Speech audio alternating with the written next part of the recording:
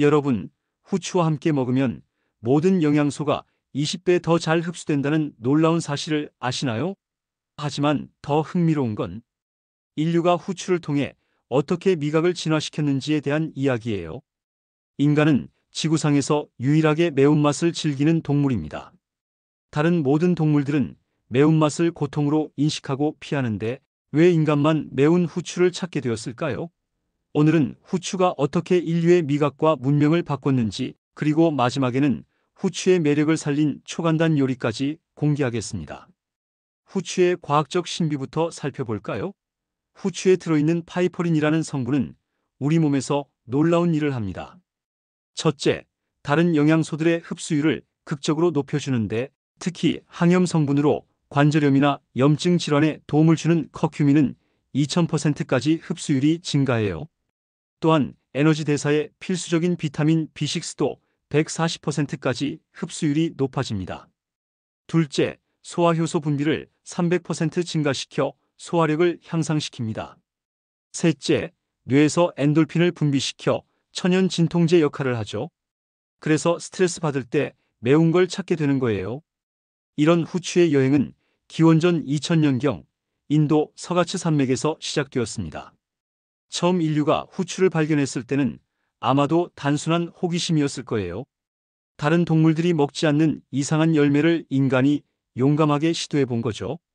처음엔 너무 매워서 고생했을 테지만 몇 세대에 걸쳐 사용하다 보니 우연히 후추를 넣은 음식이 더 오래 보관된다는 걸 경험으로 깨달았을 거예요. 후추 알갱이 하나에는 40여 가지 화학물질이 들어있어 세균의 99%를 박멸할 수 있었거든요. 흥미롭게도 초기 인류는 후추를 먹으면서 예상치 못한 변화를 경험했어요. 매운맛으로 인한 고통이 뇌에서 엔돌핀을 분비시켜 기분을 좋게 만든 거죠. 수천 년에 걸쳐 후추를 섭취한 인간의 미각은 점차 매운맛에 적응하기 시작했고, 심지어 그 맛을 갈구하게 되었습니다. 이것이 인류 미각 진화의 첫 번째 혁명이었어요. 다른 동물들은 여전히 후추의 매운맛을 피하지만 인간만이 이 특별한 능력을 개발한 거죠. 더 놀라운 건 후추가 다른 음식들과 결합하면서 일으킨 요리 혁명입니다.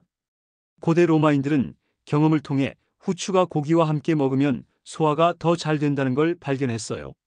실제로 후추의 파이퍼린은 단백질 분해를 돕거든요. 그래서 지금도 스테이크에 후추가 필수인 거죠. 중세 유럽 요리사들은 더 신기한 사실을 알아냈어요. 후추가 다른 향신료들의 향을 더욱 도드라지게 만든다는 거였죠.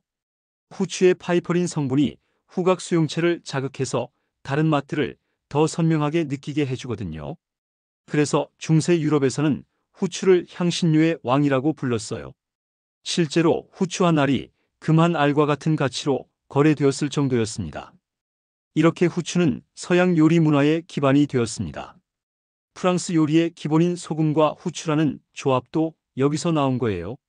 재미있는 건 15세기 콜럼버스가 아메리카에서 고추를 발견했을 때 이미 알고 있던 후추와 매운맛이 비슷해서 똑같이 페퍼라고 이름을 붙인 거예요. 그래서 지금도 영어에서는 후추를 블랙페퍼, 고추를 칠리 페퍼라고 부르는 거죠.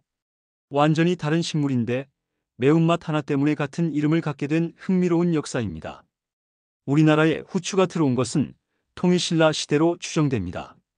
8세기경 장보고의 해상무역로를 통해 중국에서 전해진 것으로 보여요.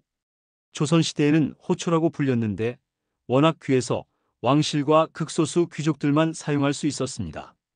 조선 후기 실학자 이익이 쓴 성호사설에는 후추 한 알이 쌀 한 되값과 같다는 기록이 있어요. 그래서 혼례나 제사 같은 특별한 날에만 극소량 사용했고 후추를 선물로 받으면 최고의 예우로 여겼다고 해요.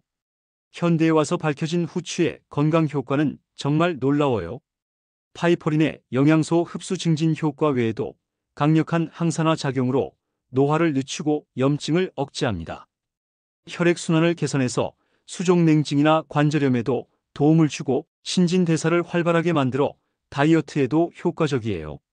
최근 연구에서는 후추가 뇌 기능 향상에도 도움을 준다는 결과가 나왔어요. 오늘날 우리는 후추의 종류별로 요리에 맞춰 쓰고 있어요. 흑후추는 덜 익은 열매를 말린 것으로 매운맛이 강해서 스테이크나 구이 요리에 주로 사용하고, 백후추는 완전히 익은 열매의 껍질을 벗겨낸 것으로 더 부드럽고 향긋해서 수프나 크림 소스에 넣죠. 분홍후추는 아예 다른 식물에서 나온 건데 달콤하고 화사한 향이 있어서 샐러드나 디저트에도 사용해요. 이런 섬세한 구분법이 발달한 건 모두 수천 년에 걸친 후추 경험의 축적 덕분입니다. 이제 후추의 매력을 극대화할 수 있는 초간단 요리를 만들어 볼까요? 첫 번째는 이탈리아의 전설적인 파스타 카치오의 페페입니다. 재료는 정말 간단해요. 2인분 기준으로 스파게티 200g, 파마산 치즈 100g, 거칠게 간 검은 후추 1큰술, 소금 약간이 필요해요. 스파게티를 삶는 동안 팬에 거칠게 간 검은 후추를 볶아 향을 내주세요. 면수를 100ml 남겨두고 면을 건져 팬에 넣은 다음 파마산 치즈와 면수를 넣어 크림처럼 만들면 완성이에요.